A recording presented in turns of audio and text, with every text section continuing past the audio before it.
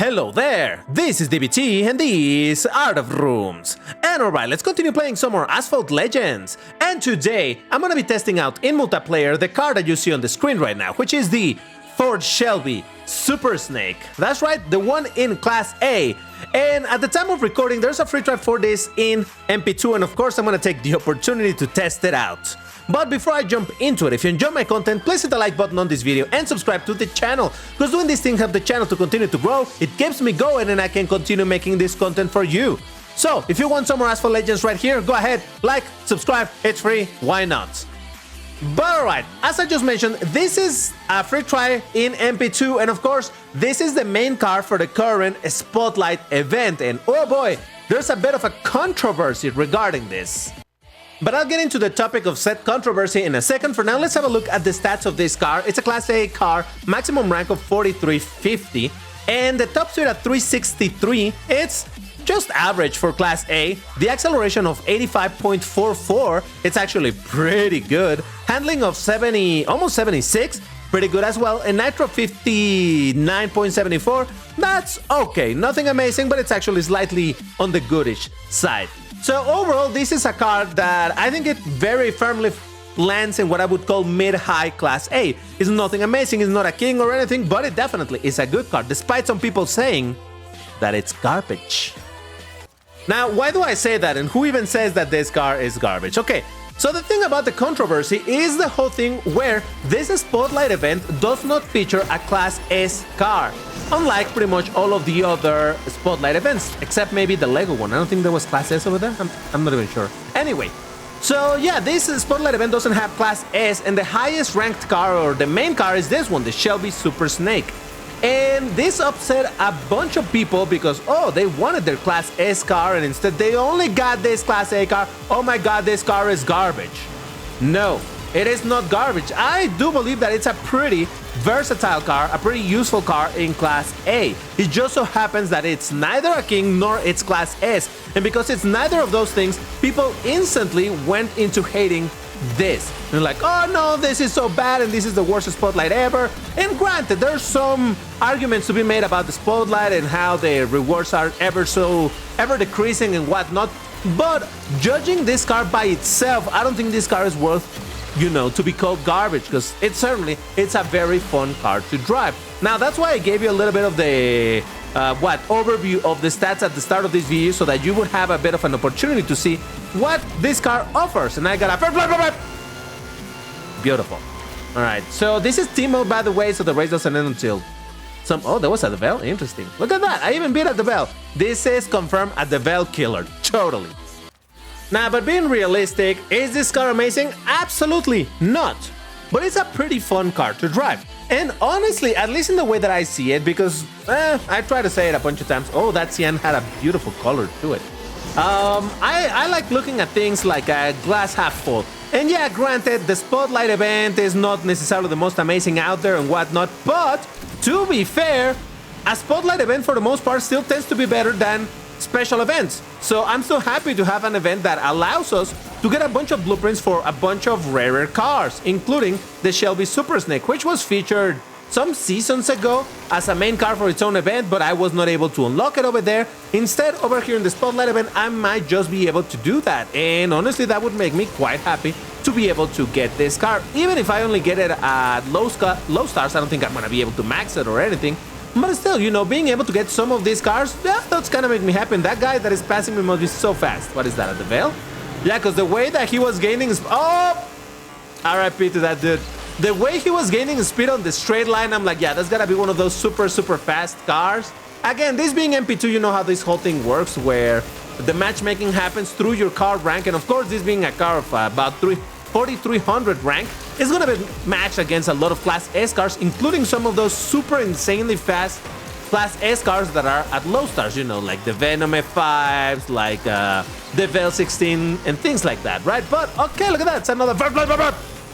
Wow, that's a little bit surprising, but you know what? I'll take it. And it was a Jesco, that's what it was. Okay, yep, still very fast, but look at that. Hey, 2 W's in a row. That's rare for DBT standards. Now, I'm also gonna be honest with you. When it comes to cars in racing games, I am very superficial. That is to say, that I care a lot more about the look of the car than I do about necessarily the performance. Obviously, I would still prefer the cars to look great and perform amazing, right? But for the most part, I'm okay with cars that just look great even if the performance isn't necessarily quite there. And I bring that up because this is one of those cars that it's completely the opposite. I'm not a huge fan of this style of cars. I'm not super big into muscle cars and all of that, so I don't necessarily love the look of this car. And I'm not saying, by the way, that it's an ugly car. If you like it, that's great. It's just in my personal, taste, I like much more the exotic, supercars and hypercars and stuff like that. But hey, this is fine. But yeah, so in terms of look alone, I don't love this car. Don't hate it either. It's fine. But yes, the performance though, like I said, is pretty fun. Now, right now, I'm getting outclassed by a bunch of cars that are way faster than mine, so yes. But in general, as I was trying to say with the whole thing of the stats of the car and whatnot, I do believe that this is a car that can do quite a bit of damage, and probably so much more so in MP1. Now, oh god. Obviously, like I said, I don't actually own it, at least not yet. But on my Switch, I already unlocked it, though I think I only got it at 1 star so far. But still, I would be really curious to see where this thing is placed. I would imagine this is going to be in Platinum something. And oh my god, the overtake, I got a 3rd place. Not too bad. Hey, let's consider that I was racing against a Jesco that is way faster, a Guerra that is way faster, Nemesis that is way faster. No, I'll go with the 3rd place, so I'll take it. Oh boy, Tuscany, all right. This is going to put me a little bit to the test because over time, I love the look of this track, but over time, I've gotten worse and worse at playing at this track or in this track, so... All right, let's see. Actually, I think I need to commit to doing some more Grand Prix. What is the plural of Grand Prix? I can never tell. Grand Prixes, I don't know. Because those force me to practice tracks. And thanks to that, I got slightly okay at this track, but I've lost a little bit of that practice. So now I'm questioning my abilities all day, every day when it comes to this track. So it's fine, whatever. Speaking of Grand Prix, at the time that I'm recording this, and probably by the time that this is released, it's probably going to be released a few days after I recorded this. I'm just recording it right now because, as of me doing this multiplayer season is going to end technically later today. So I wanted to take the opportunity to drive this thing. So yeah, that's why I'm recording this. But either way, the point is that there's a Grand Prix going on for the Jaguar XJ R9. And oh boy, am I participating? Well, not really. I did qualify and all of that, but I have not done a single race over there because on my Nintendo Switch all I'm aiming for it's the epics, hoping to get some epics, but that's about it. All right, I got deleted by Spezia, but I did beat 4 Huayra BCs, another Shelby, and an AC18. Beautiful car. Interesting, but that guy's named El Revuelto, the Lambo Revuelto, but driving an AC18. Okay, I'm gonna focus now more on the race because there is the only main car here that I'm afraid of is that Chiron Persport. The acceleration on that thing is crazy and it's way faster than my car, but let's see how we do over here. Because I think I already said everything that I needed to say in regards to this car and the quote-unquote being garbage and all of that nonsense, so whatever. Okay, this race is taking a minute to start, so I guess someone just quit or something, or was not able to connect, I don't know. Let's go. Now everybody's here. Interesting. Alrighty. I'm not gonna be surprised if the Chiron Persport just takes the lead, but actually, never mind. I took the lead. Can I keep it? Let's see. That spins over here for good measure, landing decently, and okay, I do be looking good. Keep it together, DBT. Man, I'm telling you, this car is just fun. It just feels fun to drive, Oh, and I believe it can floaty. Can it floaty? I don't know. I think I did that wrong, and I should not be doing that if I'm aiming to keep this first place. So I'll try floaties in the next race, all right? For now, I just want to, you know what? I should go in the middle. I'll commit. It's fine. I think the drift should be enough to do this.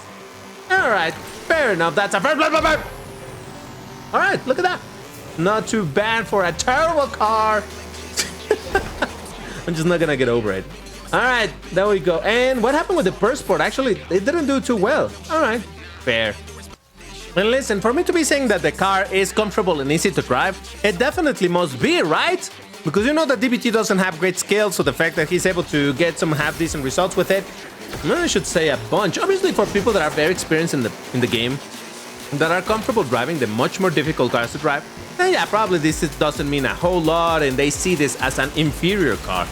But in general, I would say for the average player, this is one of those cars that it should just be a lot of fun to drive without being necessarily too difficult to do so. So I don't know, in my book, that is a good thing, obviously. And I understand, I don't know if there's a saying like that in English, but there's a saying in Spanish that translated should go something like, the lion think everyone is of their condition. And what that means is that once you are in a certain position yourself, you and everybody, myself included, everybody, once you are in a certain position, you start thinking that everybody's in your same position. And you judge things as, you know, as if everybody was in your position. So, if I am a player who can absolutely demolish everyone with my Jaguar XJR9 because I'm so good at using that thing despite the low acceleration, but I'm amazing at keeping the speed, or any other car that is harder to drive than this, then yeah, then this car will definitely be like, oh my god, this looks like such a bad car. But guess what? Not everybody is like that.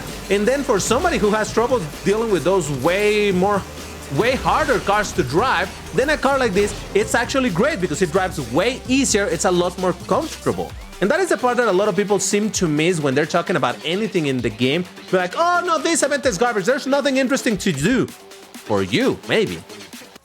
It's like, sometimes, for example, people, like I was saying, they tend to say like, no, there's nothing to do in this event. Oh my god, there's no events, there's nothing. It's like, well, because maybe you already finished all of your Spotlight. No, excuse me, not Spotlight. The, what's it called? Starway. Maybe you finished your Starway long time ago, so there's no Starway for you. But for a newer player or a mid player that doesn't have this car, right now they're really busy doing that as well and doing this other event. I think I saw something about a Zonda R event or something. I'm not sure because I already have it, so I don't know if there's something going on for that. But yeah, I mean, and like I said, everybody does this, myself included, so I'm not trying here just to point fingers. But it is true that people tend to be very, very blind to this fact that, you know, things look and play and happen differently for players in different positions. So yeah, I just think it's interesting to see how some people are completely oblivious to that, and well, you know, so be it. But oh my god, look at that. Am I gonna get away with another first place? What is happening? Did DBT suddenly become alien, or is this car just that easy to drive and DBT is doing, oh Jesus Christ? I don't know, it might be a little bit of both, you know. This car is very easy to drive, but maybe I'm just being matched with some players who are, again, because it's very late in the season, I think the super competitive players are already done with this and they're playing somewhere else. I don't know, but whatever, either way, I'm just happy to test out a little bit this Shelby Super Snake that I'm definitely looking forward to acquire through the Spotlight event in both my accounts. Obviously, my main one is the Switch. But anyway, just to close my thoughts when it comes to this car, again, fun car. In my personal view, not necessarily the best looking car out there for a high performer or mid-high performer of Class A or whatever, but it's still a pretty good car to get. I mean, if you can get it for free in the Spotlight event, why not do it? And yeah, I think that is, I really want to get deeper into the topic of this Spotlight events and the criticism towards them, because yeah, there's stuff to criticize 100%, definitely. But I also think that people go a little bit too fatalist when it comes to this, so I don't know. I always like trying to not necessarily be a contrarian, but you know, give a slightly different perspective, because it's so very easy to fall into the negative trend of like, oh, this is absolutely terrible and this is the worst thing, oh god, the worst thing ever and all of that stuff. Oh god, I'm fine. But I think there's also value, some value at least, in looking at things in a different light and be like, hey, you know, yeah, this may not be an amazing event, but I can still get a couple of cars for free. Well, I mean, why not, right? That's the way I see it. So yes, like I said, at least I should be able to unlock this car, and on my Switch, maybe even start it up a little bit. So hey, I'm not upset about it. Then again, I'm also really interested on finishing my 4GT Mark IV in the Spotlight event, because oh boy, it may not be a great performance, but do I like that car's look? So I'm absolutely interested on getting that. In my Switch, I already have it at 5 stars, so I just need to finish starting it up and hopefully buy a few epics. Not that I'm gonna be able to gold it, but hey, whatever I can get, it's good. And that's kind of the idea of how I like doing things. Hey, whatever I can get, I'll get it. But that's a and there you have it. That is a Ford Shelby Super Snake. Why don't you let me know in the comments what you think about this car? Did you drive it? What do you think? Is it as bad as people are making it out to be, or do you agree with me that people are just being quite hyperbolic, just basically doing a bit of a tantrum like, there's no class S card this time, so this sucks. Anyway, if you enjoyed it, subscribe, like, all of that. See you in the next one. Bye-bye.